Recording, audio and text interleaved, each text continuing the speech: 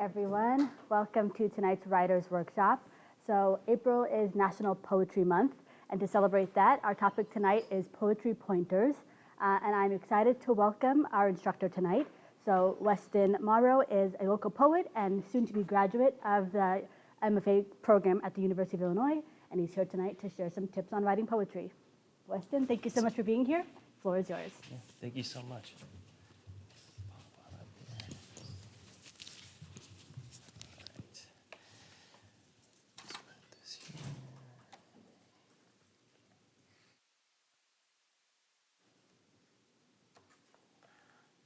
Sorry, I'm just gonna plug this in and make sure we're all good to go before I get started. All right. Perfect.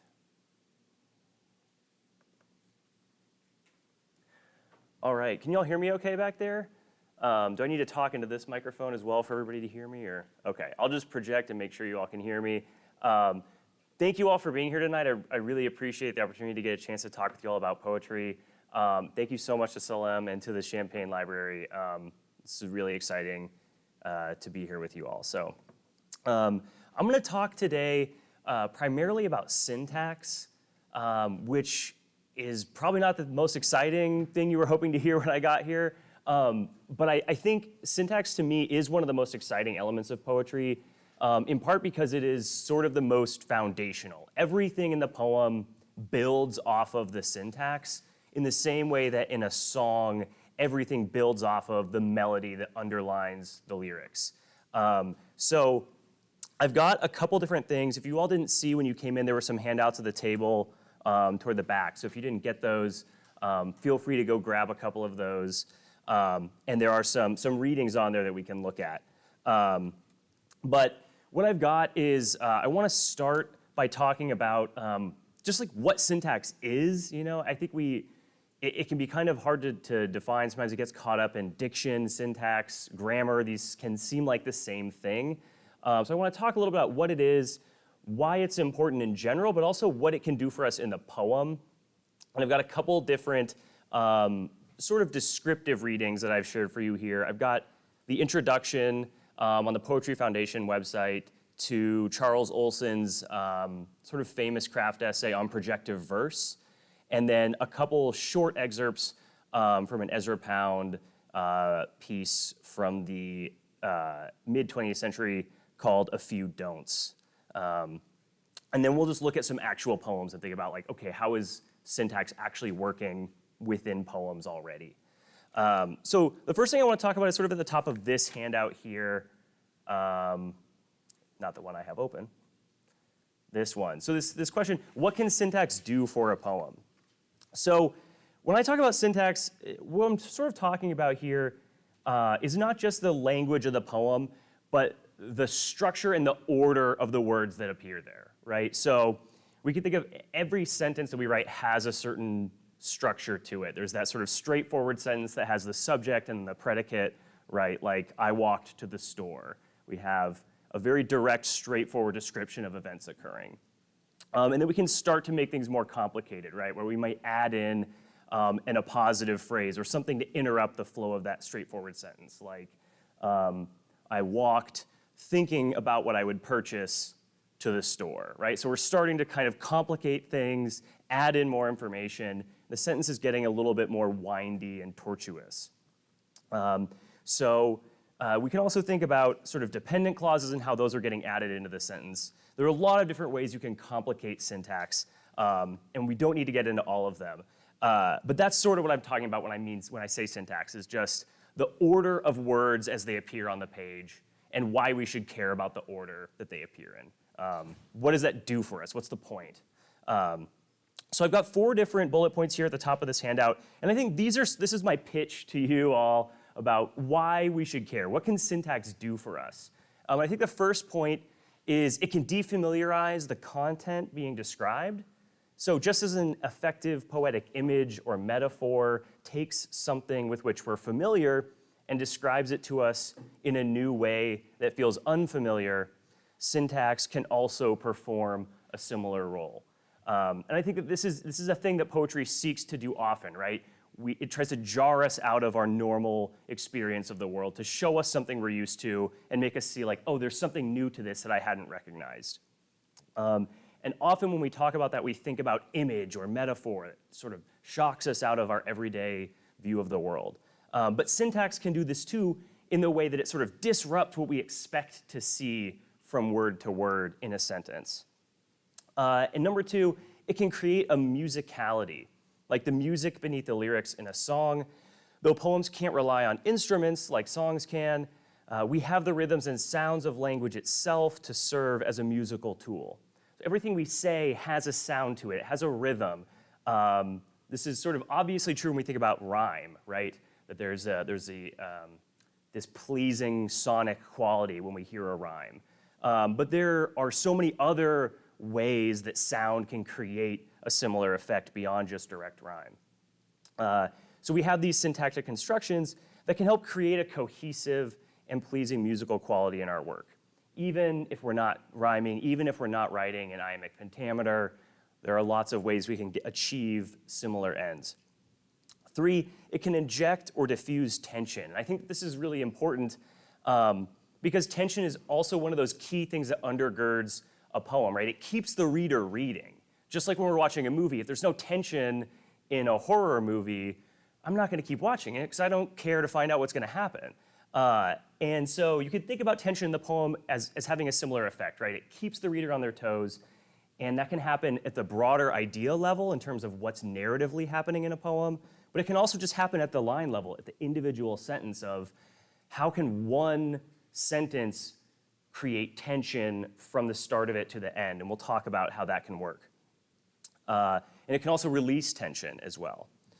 And then four, it creates a counterbalance to the rhythm of the line. So we think a lot about the line when we think about poetry, what effect the line has and how that sort of can be different from reading a short story where we can't lineate. So sometimes syntax works in conjunction with the line, where it's creating this rhythm that flows along with the rhythm of the line, that sort of rushes us down the page. And other times it can work against the line to create this kind of friction, where again, we're building tension in the line based on syntax and how it's working with or against the line breaks that we have in a poem. So those are sort of, I think, the four main ideas of like, this is what syntax can do for a poem. And these are all, I think, sort of essential elements in a poem's success. So let's start by actually looking at the Olson intro here, because I think a lot of contemporary ideas regarding syntax can be sort of drawn back to this Charles Olson essay. So this is called Projective Verse. I haven't given you the actual essay because it's kind of long, and he writes in this very lyrical, confusing way that's not really helpful in terms of like this workshop. You can definitely go seek this out if you want. The whole essay is on the Poetry Foundation's website. But when I talk about this, I prefer to just show the introduction that somebody else wrote for it, because I think it gets the ideas across very quickly without Charles Olson's kind of very flowery description of it all. So when Olson's talking about projective verse here, he's building off of the work of other poets who've come before him, like William Carlos Williams, like Ezra Pound, who were talking about trying to push away from the way that people used to write poetry. If you've read a lot of like Shakespeare, you've read a lot of writers from the 1800s or the 1700s, you see a lot of iambic pentameter where they're writing in this very strict metrical format, right? Where it's like you need to think about your syllables and they should go like da-da, da-da, da-da, da-da, da-da, right? That iambic pentameter style. And that was sort of a way that they could create a rhythm in the poem. But there was a point where we all started to get kind of fed up with that, right? Where we were like, well, people don't really talk like that, and I want my poems to convey the way that people talk and interact in the real world. And so Charles Olson was thinking about this, and he said, you know, if we don't have those iambs to kind of give people this structure, how can we create musicality in language? And so what he proposed was that we think about this instead of like the metronome, to think about it in terms of breath. So when we're writing a poem, when we're reading a poem, we are using breath as like the primary instrument for that process. that when we speak, right, you could see me sort of running out of breath up here as I talk too fast. Breath is that one thing that I have that's controlling my rhythms of the language I'm giving you. So he's saying, don't think about the metronome, think about breath of the reader and of yourself and the rhythms of language. And so that's sort of the undergirding idea here. It's not the most complex thing, it's kind of a deceptively simple idea. But he uses this phrase, the head by way of the ear to the syllable, the heart by way of the breath to the line, which is this very Olson way of getting this point across very lyrically, of breath controls the language, and in that same way, it sort of like is this communion between the writer and the reader. So I want to read just a little bit of this here in the language of the anonymous person who wrote this, because I think it gets things across quite well. So Olson argues against a lazy reliance on simile and description, which can drain a poem of energy, and proposes that syntax be shaped by sound rather than sense, with nuances of breath and motion to be conveyed to the reader through typographical means. So what he's saying is, you're thinking too much about all your language in terms of like, I want to convey this idea, and you're doing that at the expense of how does it flow, how does it sound? And what I want to propose is that we can do both, right? We can think about what does this mean, but also what is the best way to musically convey that idea. So in that same way, I want to scroll down a little bit, or you can look on that same page of the handout where I've included an excerpt from Ezra Pound.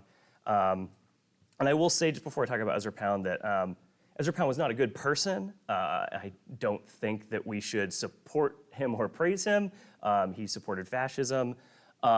So I just always preface that before I talk about Ezra Pound's ideas on poetry. He's not a good person.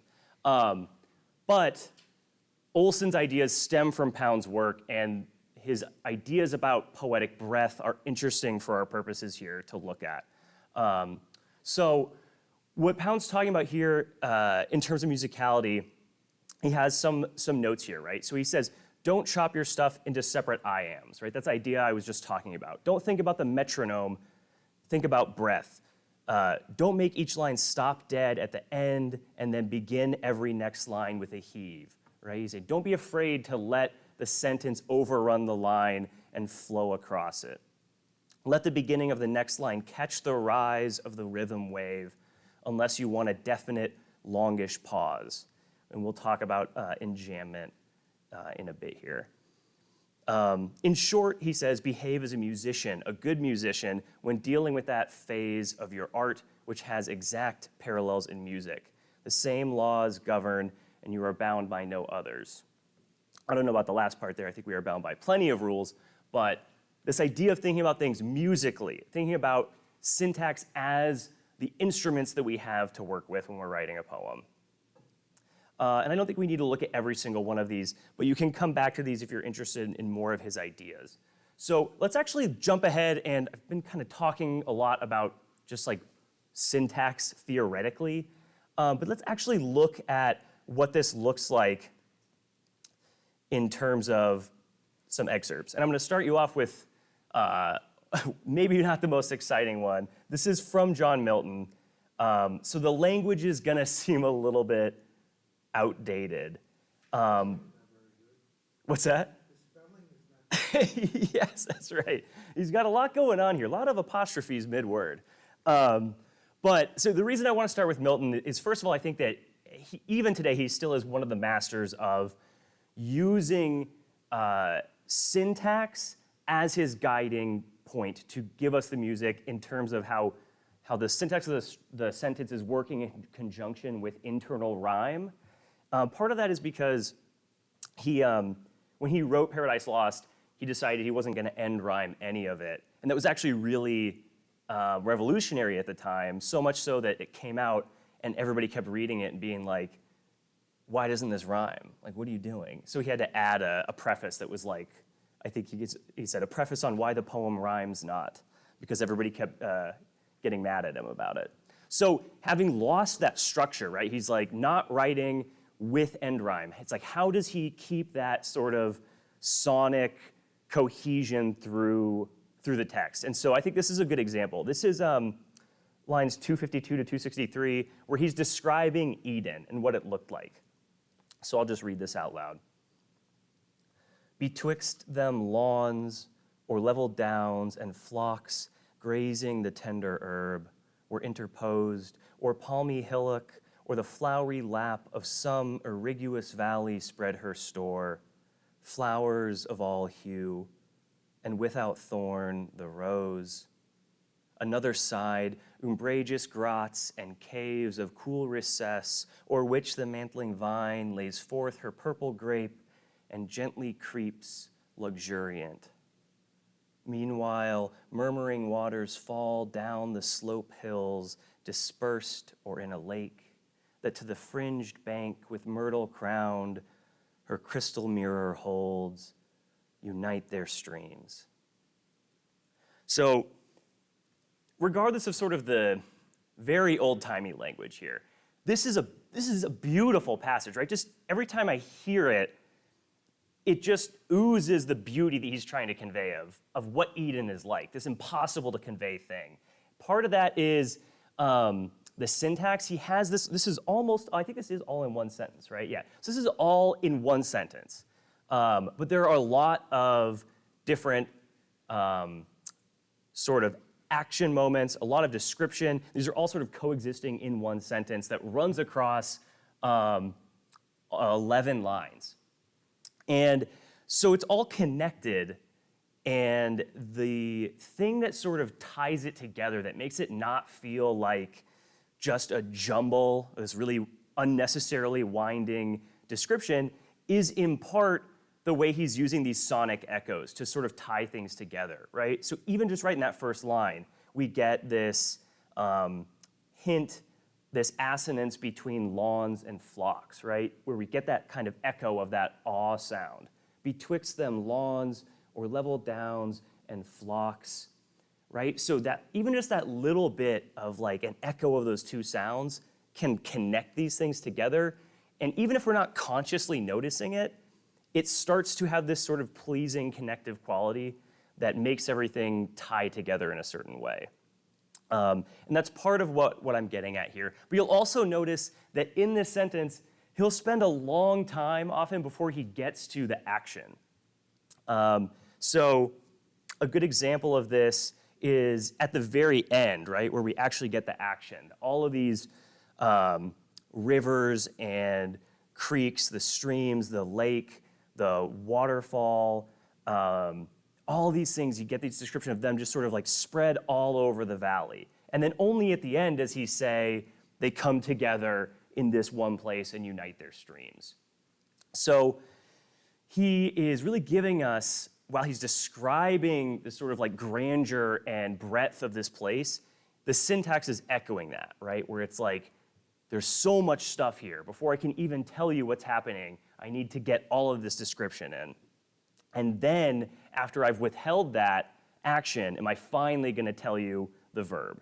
So this is an example also of how he's getting a little bit of tension mounting in here, right? As the sentence goes on longer and longer and longer without action, there's a mounting tension where we're like, what? Like, you keep describing things. What's going to happen? How are they all relating together? And when he finally gives us that verb, it finally gives us the action and tells us that they unite their streams, there's a release of that tension. And this is not, doesn't need to be to an extreme degree, but it's a certain amount of tension within the sentence that builds and then releases. So let's look at the next description here. This is an example from the very beginning of Paradise Lost, an example of a periodic sentence. And so when I'm talking about periodic sentences, basically what that means is it's a sentence where the action doesn't take place until the very end, sort of like what I was just describing. We get all this stuff first, and then at the end do we get this sort of independent clause that's the main part of the sentence. So I'll read this really quickly and then just describe in more detail what I mean there. So again, these are the very first 6 lines of Paradise Lost. And if you're familiar with the epic, so like the Iliad, the Odyssey, that very long poetic style, those often begin traditionally with an invocation of the muse, or they will call out to the muse and say, they're saying like, I'm not writing this, the muse is writing it through me. So they need to invoke the muse to begin the poem. It's usually the first line. So this is how Milton begins Paradise Lost. Of man's first disobedience and the fruit of that forbidden tree, whose mortal taste brought death into the world and all our woe, with loss of Eden, till one greater man restore us and regain the blissful seat. Sing, heavenly muse. So this is a really fantastic example of a periodic sentence, in part because he's already, in the first 6 lines, undermining your expectations as a reader. Especially if you're reading this when it came out, you're saying, okay, there's an epic, I'm gonna get my first line, I'm gonna get my invocation to the muse, and you read, and you're like, where's my invocation to the muse? And then finally in line 6, we get it. So it's a small detail that, it might not seem very impactful here, but to some extent it is creating tension in the way it makes you wait for that thing. And this is a thing that you can use all the time, even if you're not invoking the muse, right? Where the reader sees a sentence and they are waiting to see what happens. How does the sentence work? Where is the verb? Where is the action here? And you have to read 5 lines before you get action. And in that waiting, you are mounting the tension. So this is a tool that Milton uses a lot, the periodic sentence. And I will show you some more contemporary examples. But this is a way that you can mount tension and then release it with the verb. So perhaps this would be a good time to turn to a poem that is from this century. Just beneath that, I have the beginning lines to a poem from Christopher Kempf, who teaches here at the University of Illinois. This is from his most recent book, What Though the Field Be Lost?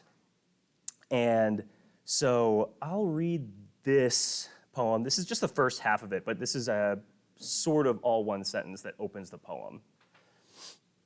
And I want us to sort of think, as I'm reading this, think about how syntax is working here. It's a very interesting, complicated, not necessarily always grammatically correct sentence, but be looking for moments here where we get that mounting of tension, where we get release of tension, or think about how the syntax is making you feel as a reader, and then we'll have a chance to maybe like share our experiences with how with the poem here after I'm done reading it. So maybe I'll like open it up to responses of what you all are seeing once I read it here. Okay.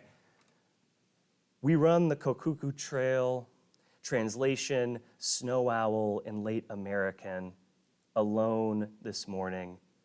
Its strict midwinter alders dark against the snowfall, its flocks of crows shrieking as we pass.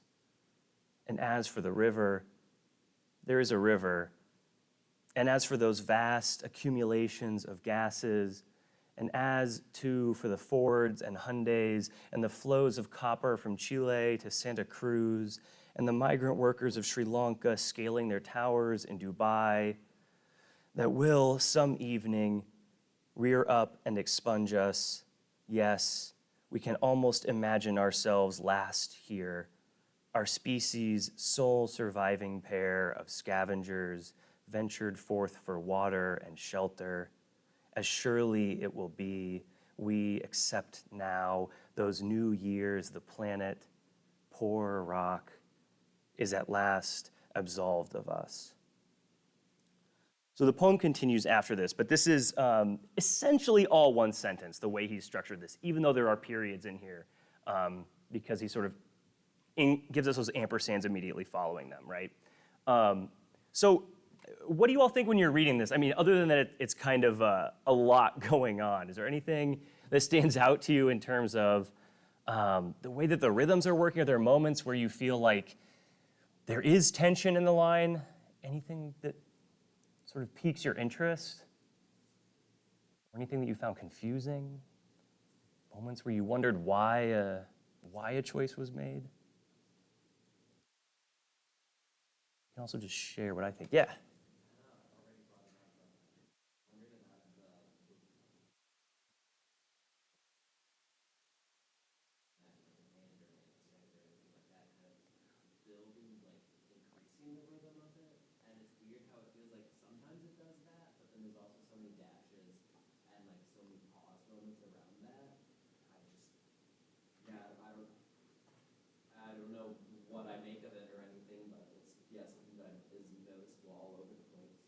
Yeah, it's a very interesting use of punctuation there, right? To put a period right before an ampersand. And I think part of what he's going for here, I can't speak for him, I haven't asked him about this, this particular thing, but I think he's using so many punctuation marks, right? He's using those em dashes. This is a spot where I would maybe want to use an em dash, but he can't because he's kind of already used them to create that, that interruptive clause right after. And so I think what he's doing here, and this is maybe a moment that we can all learn a lot from, is that he's using the period because he wants to create a really slight pause, right? To remind you, like, this is a separate clause. I want you to pause for a moment before we get to this next part, right? And even though that's not necessarily what a period does normally, this poem establishes pretty quickly that the rules of grammar are going to be a little bit wonky, right?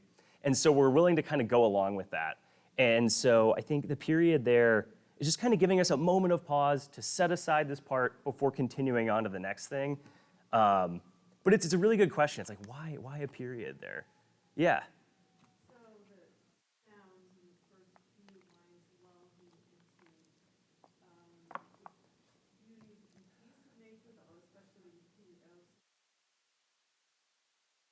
repetition of the ICT, strict nature, lots of prosy back to the O's. And then it starts the repetition of the and, and every time you get that, there's a little jar. And then I find this really interesting. Lessons, you're like, whoa, what's that? Mm-hmm. That's very jarring. And I think, this brings us way out from this little intimate, natural scene into what's going on in other parts of the world, and then lead us back in again. Yeah. So in that way, I mean, the broader movements of this whole sentence sort of mirror the structure of a poem itself, right? Where we begin in this very placed, intimate moment with the speaker and their partner running, and then slowly zoom out to consider how that relates to the broader questions of the world before returning us to the end. But I think that's a beautiful way of describing this poem, right? Is the syntax and this long sentence are sort of mirroring the speaker running along this trail, right? All of these things that they encounter, we get as readers alongside them. So you can almost imagine if you're running, right? I'm running this trail alone this morning. It's strict midwinter alders, so I get to see the alders, I see the snowfall, I see the flocks of crows as I pass them, and all of this stuff starts to accumulate. And like you noted, it's really beautiful here in the beginning and peaceful, and it's kind of like I enjoy flowing through this scene with them to experience the beauty of nature. But then we get to the gases, as you note, and everything sort of gets undermined. There's this darkness that's sort of injected into the poem. But still it mounts, right? And this is something that's really important, I think, about the way syntax is being used in this. That it doesn't give us a moment to sit with anything. We have to keep going, right? Often in a poem, this would be a moment where it would stop the sentence, and you'd get a moment to be like, okay, I get to collect myself before moving on to the next thought. But what Chris does here is he refuses to let you stop. He makes it keep going. You get more information. And as you get all that information, you start to sort of feel the weight of contemporary society, right? All these things that are thrown together and thrown at you all at once. You can't stop. You can't take a breath. You can't, go to sleep because all this stuff is happening around you. And in that way, the sentence is mirroring the sort of collective buildup of this industrialization, the gases building up in the atmosphere, that the poem is getting us to this idea that will one day overrun us. So the sort of like headlong rush of the syntax there is doing a lot of work to build that tension, to like get that feeling in my chest, that tightness in my chest where I'm like starting to have this anxiety that's building, not just because of the ideas, but because of the way the sentence won't let me slow down. It won't let me get out of this endless list of things occurring. And then finally at the end, it starts to slow me down before it gives me that action that's actually the sort of main idea here, right? So in these last few lines, the sole surviving pair of scavengers ventured forth for water and shelter, as surely it will be, we accept now, those new years the planet, poor rock, is at last absolved of us. So you can really hear in these sort of short, interruptive moments here, how Chris is sort of like starting to shift down the gear, right? He's slowing things down instead of like mounting and speeding up, starting to slow us down in the sentence. And then at the end, finally give us this idea that at the end almost feels just inevitable, and even though it's this like dark, description, it's almost a relief at the end to be like, thank goodness we're done with this sentence.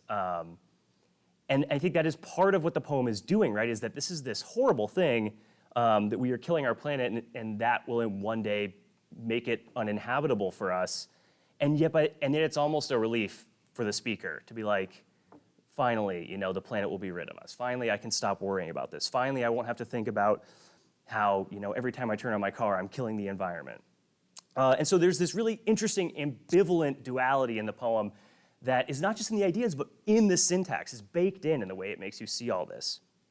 So I think that this is a really interesting example, and part of the reason I bring it up is because Chris's work builds off of Milton in an interesting way. But I think what he's doing here is a good example of how syntax can work for us. So I also have a poem here from Carl Phillips. If you look at one of the other pages of that handout, it's this one, What the Lost Are For. This is from Carl Phillips' book, Wild is the Wind, which came out, I don't know, maybe 2019? Maybe, somewhere around there. Carl Phillips is sort of famous for his syntax, his interesting and creative use of syntax. And I think this is another good example of him sort of allowing the language to defamiliarize the situation. So, what the lost are for. Here, before these shadows that, in their disappearing, returning, then falling as softly again elsewhere, have sometimes seemed the first and last lesson left on the nature of power. Though they are not that, I bow my head, I bend my knee. I hardly care, I think, anymore who goes there. Only let me pass, however flawed among them, my fears not stripped from me, but kept hidden as, more often than not, just beneath stamina, somewhere grace, too, lies hidden. Nobody speaks to me as you do. Nowhere, water lit, do the leaves pale faster. The tone here is so different from the tone we just got in Chris's poem. It's much more tender, slow, methodical, and yet it is a similar use of syntax that's sort of mounting tension here for us at the beginning, right? We get all of these interruptive, comma offset phrases. Here, comma, before these shadows that, comma, in their disappearing, comma, returning, comma. So there's so many things that he's giving us, right? He's not gonna let us get to the idea before he gives us all these interjections. And then finally gets to the actual independent clauses that sort of are the heart of the sentence, right? I bow my head, I bend my knee. And so when we finally get to those, it's like that release of tension. And you can see him using syntax in a number of different ways here. And part of what's interesting in this poem, and this is important for all poems, I think, maybe not all, but an important thing to remember is I've given you a lot of really windy, long sentences. Not every sentence needs to work that way. And in fact, when you're using a long sentence, like we have in Chris Kemp's poem or in those Milton examples, you generally don't want the entire poem to be that way, right? You want to create variety in the poem. Just how you would have sort of like long melodic phrases in a song and then maybe like a moment where it slows down or gets more staccato or something. And I think there's a good example of this here at the end of Carl Phillips' poem, right? So we have these couple really long sentences, and then he just says, "Nobody speaks to me as you do. Nowhere waterlit do the leaves pale faster."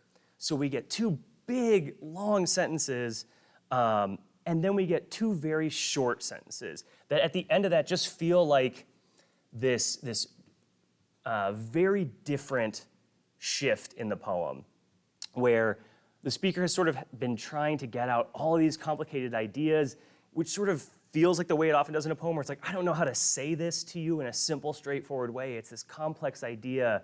And then at the end, once the speaker kind of figures out what they want to say, they're finally ready to say it, right? Nobody speaks to me as you do.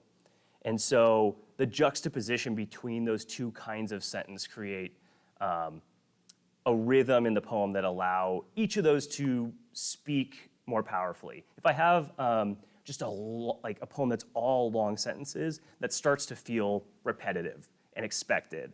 And it's always a good idea when you're writing a poem to think about, how can I disrupt the reader's expectations? How can I give them what they're not expecting? So if I've been giving them multiple long sentences, I'm going to drop in a short sentence that's going to give them something different, show them something they're not expecting. Okay, I want to also look here at, oops, why is this showing up in here? Go away, please. Okay, there we go. Okay, I want to look at a poem from Corey Van Landingham as well, because I think she's really, really good at this, of mixing different syntactic constructions. This is her poem, Kiss Cam, which was in the New Yorker, I don't remember when, but it's a really lovely poem that gives us examples of both the kinds of sentences I've been talking about. So I'm going to read this, and while reading this, I want you to also think about the line. So how does the line work here, sometimes with the syntax or against the syntax? How does the line interrupt the flow in interesting ways of the sentences? So a lot of these lines are enjambed, which means, if you're not familiar with that concept, is just when a line doesn't have punctuation at the end, right? Where we kind of overrun the line, the sentence runs through it rather than stopping with a period or pausing with a comma.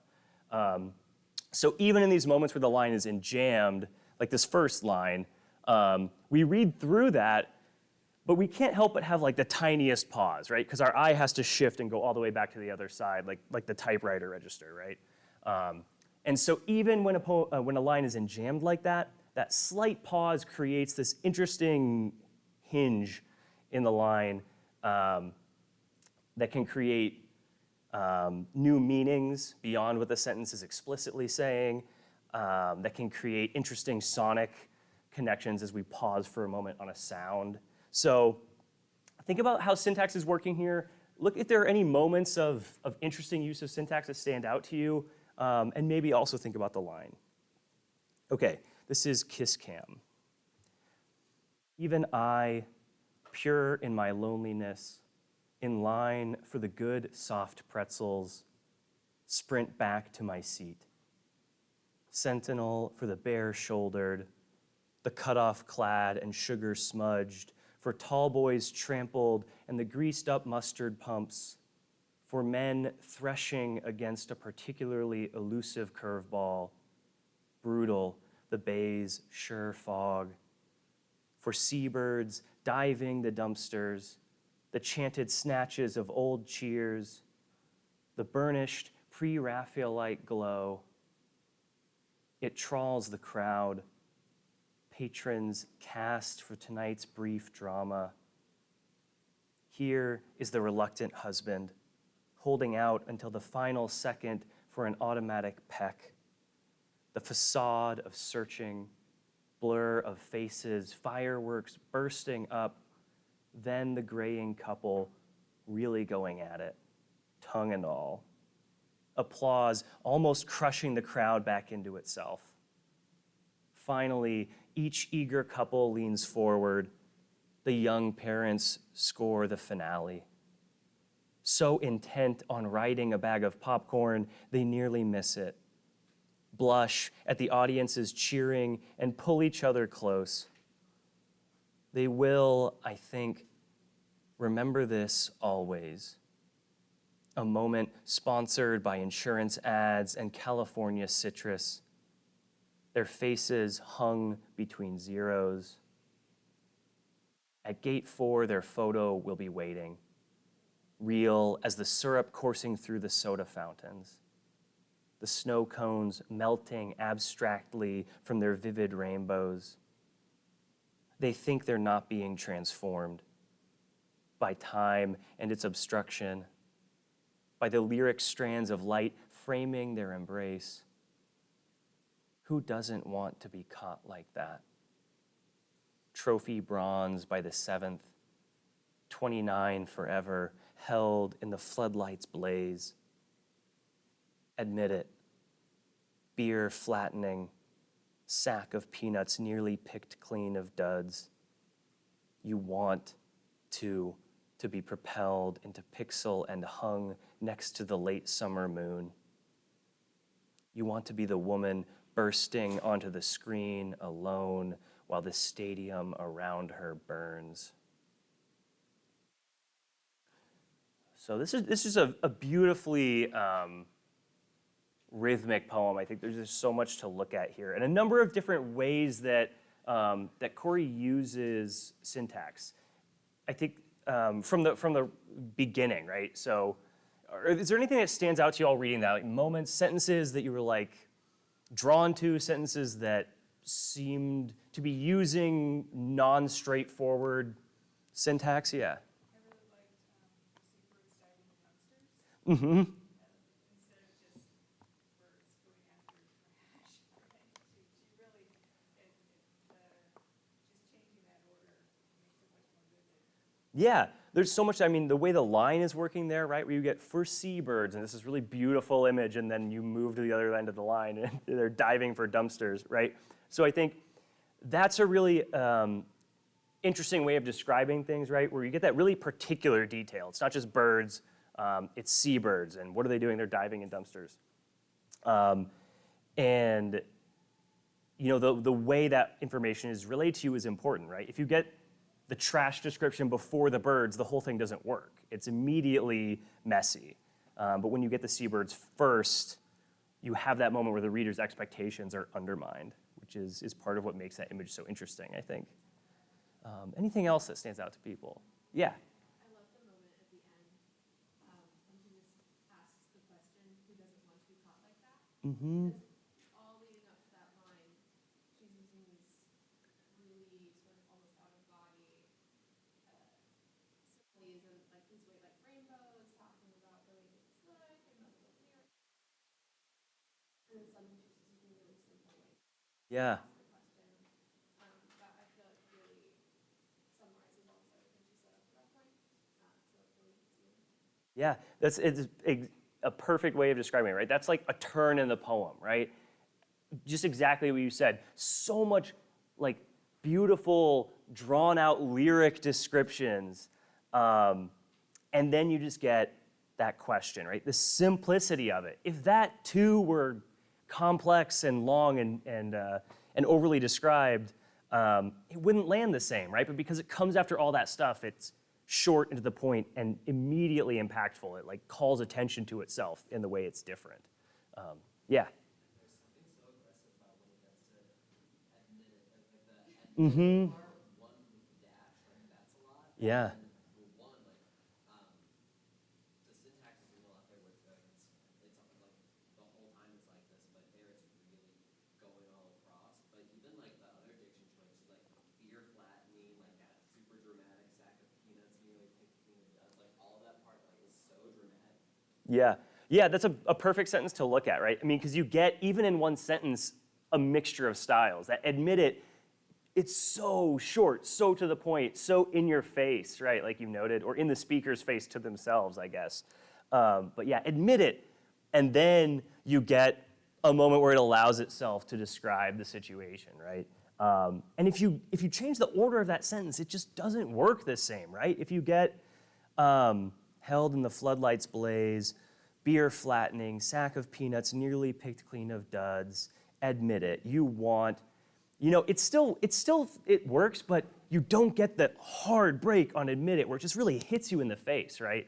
And that's what syntax can do, is like all the same stuff would be there, but if you just change the order of that sentence, it's good, but it's no longer brilliant, right? It's no longer like emotionally slapping you right in the face, right?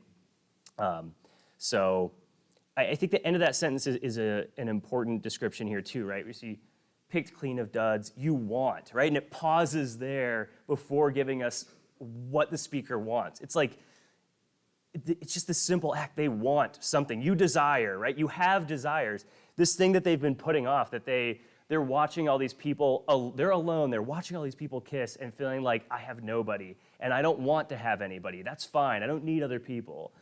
They can have this moment. And then it's like, to themselves, like, no, admit it. You're allowed to want things.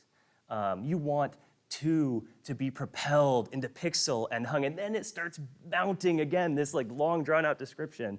And you can see the way that this is like such a purposeful move where we're even getting we're getting slowed down so much here. You want to be propelled. She could just go right into you want to be propelled, but that to gives us an extra moment where we have to sit, slow down, and dwell in this moment.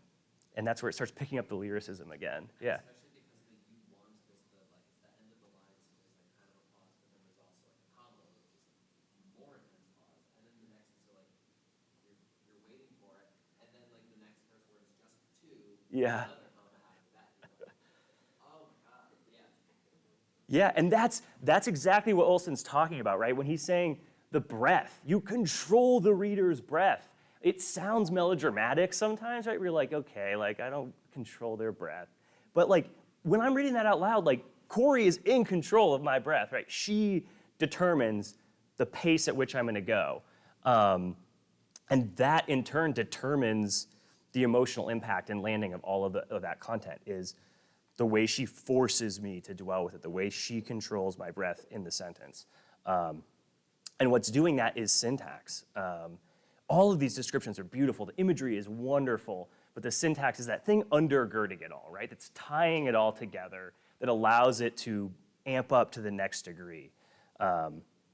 So yeah, there are so many moments in here like this. Are any other moments that stood out to anybody else that people wanted to highlight? Or yeah. I also like the things are not being transformed, and the idea that I would find it weird for a line to actually end with a period. Mm-hmm. Because I was like, wow, this is ending like a normal line. Yeah, that's, I think, right here. Yeah, exactly. And the fact that it would make a lot of sense for high time and its obstruction to be the follow, to be part of the same sentence, if it chooses to move it around. Exactly, right? So again, just like we were talking about earlier with Chris's poem, the period's not functioning grammatically there, right?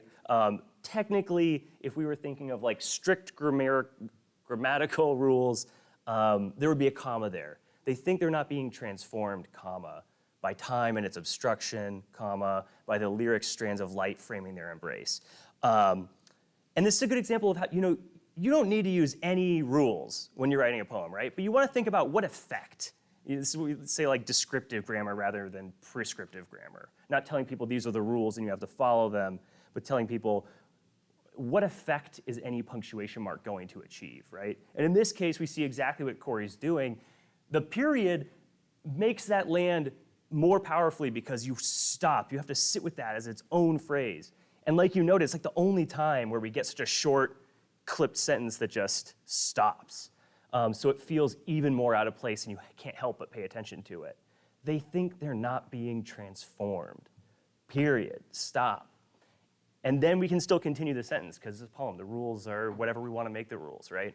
And we still, when we're reading it, we still understand that it's connective because even though it's a period, the sentence is flowing the way things would flow if there were a comma there. So even though she's breaking sort of like traditional grammar rules, she's still thinking about what does my reader need in order to understand what's being said. So yeah, I think that's a beautiful moment to point out there, right? Another good example of how amidst all these long, tortuous sentences, that one short one can be really impactful. Yeah? I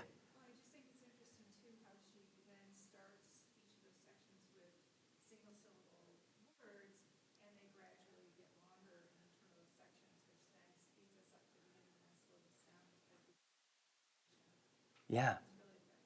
Yeah, so the diction can even be a part of this, right? Where, if we're talking about like those straightforward, simple sentences and the impact they can have in a moment like this, it's the same thing with the word choice sometimes, right? Where if I start to use too long and sort of like, these big dollar words that are like Latinate and fancy, that can be beautiful to a certain effect, but sometimes when I want to like let the hammer fall there in that short sentence, I want to use words that are shorter, that are words that I'm actually going to use in everyday life, right? So they're going to feel much more direct. So yeah, absolutely. Anything else here before we move on? I don't know how we're doing on time here. 52. Mm-hmm.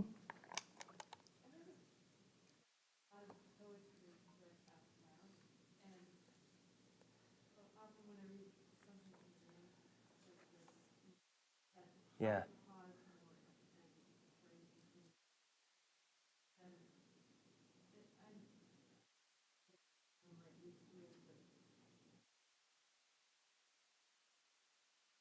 guess you can read it both ways. If you want to absorb the syntax and the sense, the first way to do it, it helps to read it that your brain still kind of pauses even if your voice doesn't, your brain pauses with it. And the Yeah, absolutely. Yeah, and I think this is maybe a good moment that we can maybe talk for a couple minutes here specifically about the line and the way that it works in conjunction with syntax. So when I was talking about enjambment earlier, right, those are those unpunctuated lines that we move through, like the sentence flows normally through. But you're exactly right? You get there and you can't help but your mind pauses, even if like I've read the poem a bunch of times, and so I'm reading ahead, and so I'm able to go without pausing when I'm reading it out loud, but your mind still pauses. Your mind is going to always look at that clipped phrase and do something with it, right? But the way I like to think about enjambment in the poem is that there are like levels of enjambment. And actually, I think a good example of this is the Milton, maybe. But we can also talk about it in this one. I'm trying to find, so, okay, a good example of this is, so levels of enjambment would be, there are certain ways of ending a line without punctuation where I'm going to pause longer than others. And this has to do with syntax also. So when I'm looking at, so this is this line here, right, with sugar and then the hyphen. That would be an enjambed line that I would say is like really hard enjambment because something's coming after that, right? Because there's a hyphen, so it's like clearly there's another word coming after this. So my mind's not going to pause; it's going to immediately go looking, see like the sugar what, right? The sugar smudged people. Is that what it's describing? Children, sugar smudged.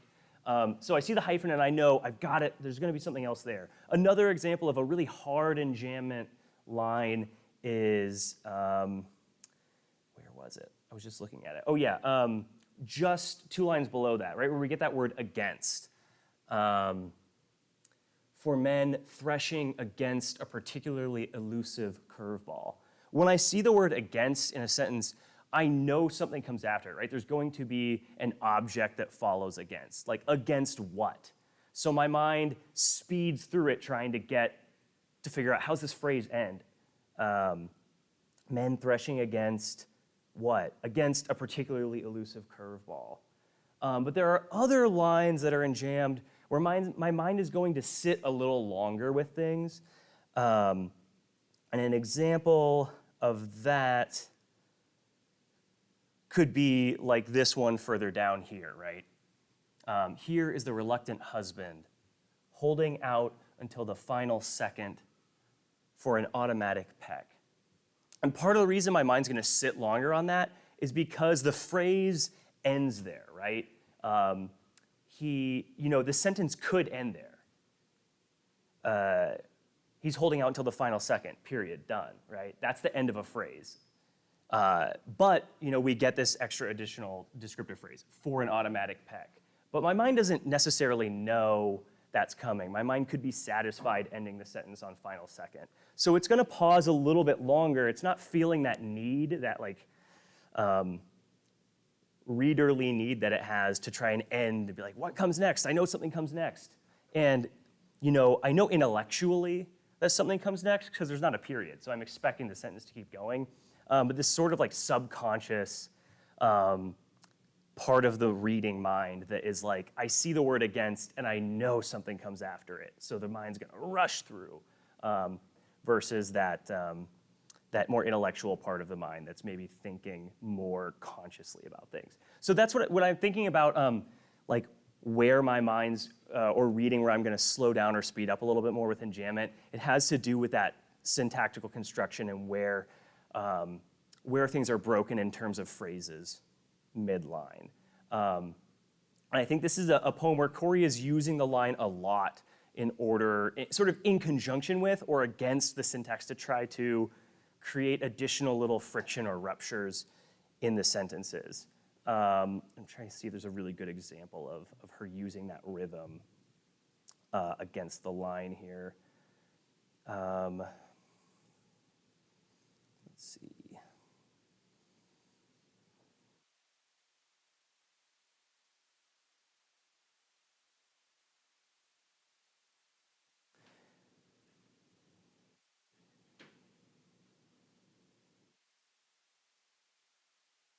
I mean, there are so many moments we could pull out here, but some things that sit with me are like this line at the beginning of this page, right? They will, I think, remember this always. You almost want to stop at remember this, right? Because it feels like that is a self-contained idea that feels important, but then the way it ends the line there instead of ending on always, bumps always down to the next line, so it is given even more importance. So by setting this off on its own line, instead of just keeping it with the rest of its phrase, that word always is imbued with additional meaning because I'm expecting it to be on the earlier line and then there it is later, all on its own before the comma. So the always is sort of like, the fact that this couple will always remember this is even more important than it would have been if it had been kept on the line above. And there are other things we could look at here, but I don't want to belabor things too much because I think we're actually at 8 p.m. So I will stop talking at everybody, but I will hang around if anybody wants to talk more about syntax or if you have any questions about any of this stuff. I'm more than happy to talk with you all about any of it. So thank you all for being here and talking with these poems about me, talking about these poems with me. Yeah, thank you so much.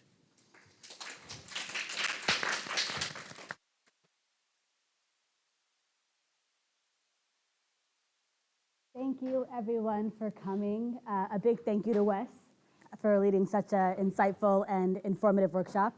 Just a reminder, we'll be back in this room on April 19th for Poetry Pointers Part 2. So hope to see you there. Thank you for coming.